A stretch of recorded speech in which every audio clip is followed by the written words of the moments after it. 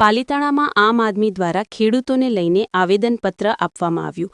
તેમાં પાલિતાણા તાલુકાના આપના પ્રમુખ રાઘવભાઈ ગોહિલે જણાવ્યું હતું કે ખેડૂતોને સૌની યોજનાનું પાણી મળી રહે તે રીતે સરકારશ્રીએ વ્યવસ્થા કરવી જોઈએ, જેથી કરીને ઉનાળુ પાક જે ઉપરના ગામડાઓ છે તે લઈ શકે. આ આવેદનપત્ર આપવા વધુ લવજીભાઈએ પણ ધારદાર રજૂઆત કરી હતી. ડોડી પ્રમુખ નાનજીભાઈએ પણ પ્રતિક્રિયા આપી હતી. કિરપાલસિંહજી સરવૈયા પણ ગઢવી તેમજ દેવીપૂજક સમાજના અગ્રણી અશ્વિનભાઈ હાજર રહ્યા હતા. આરબી રાઠોડ, એપીએન અસૂલ ન્યૂઝ, પાલિતાણા. હાલો બોલો. હું આપનું નામ? મારું નાનુભાઈ હિરજીભાઈ મકવાણા, ડોળી એસોસિએશનના પ્રમુખ. આપનો શું પ્રશ્ન છે? અમારો પ્રશ્ન એવો છે કે ડોળી કામદારો અને મજૂરો ભાઈઓ અને યાત્રિકોની સલામતી માટે જે સિંહોનો જે વસવાટ અહીંયા થઈ રહ્યો છે, વધારે વારંવાર અમને દેખાતા હોય છે, તેથી કરી અને ભયનો માહોલ ન બને તે માટે થઈ અને સ્થળાંતર કરવામાં આવે તેવી બધાની ગામડાવાળાની, સરપંચોની બધાની માગણીઓ છે. તે તાત્કાલિક યોગ્ય રીતે કાર્યવાહી કરે અને તાત્કાલિક ટ્રાન્સફર કરે તેવી અમારી બધાની માગણી છે. ઓકે. લવજીભાઈ ગોહિલ, મુકામ ઘેટી, તાલુકો પાલિતાણા, સામાજિક આગેવાન.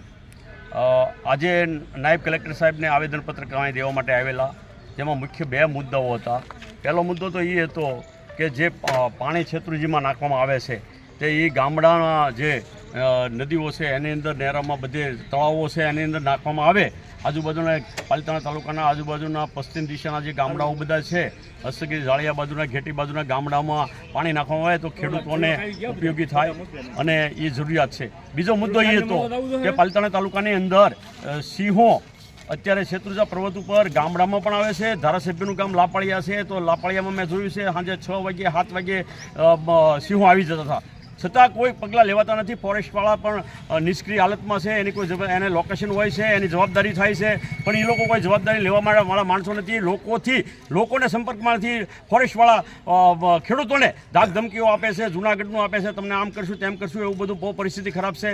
એટલે ખરેખર અમારી માગણી એવી છે કે સિંહોને અહીંથી ઉપાડી લેવામાં આવે. આ કાંઈ કોઈની હાથ બાર આઠે ખેડૂતોની પોતાની હોય ને, ખેડૂતમાં અંદર ખેતરમાં આવે તો સિંહ ન આવવા જોઈએ. એ એની મિલકત છે, સરકારની મિલકત છે. સરકારને એની વ્યવસ્થા કરવી જોઈએ. એની માટે ફોરેસ્ટ માટે સરકાર વિરુદ્ધમાં કેસ પણ થઈ શકે એવી કાયદામાં જોગવાઈ.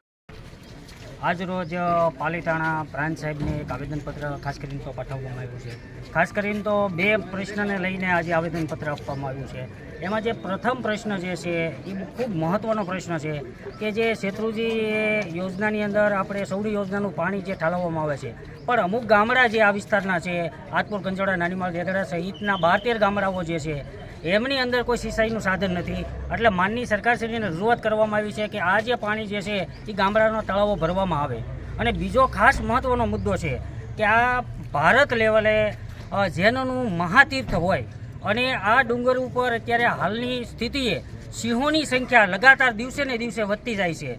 તો આ જે દર્શનાર્થે જાય છે, આજુબાજુના ખેડૂતો છે, માલધારી સમાજ છે, પશુપાલન લોકો છે અને ખેડૂતો છે, આ બધા ભયના માહોલમાં એક જીવી રહ્યા છે.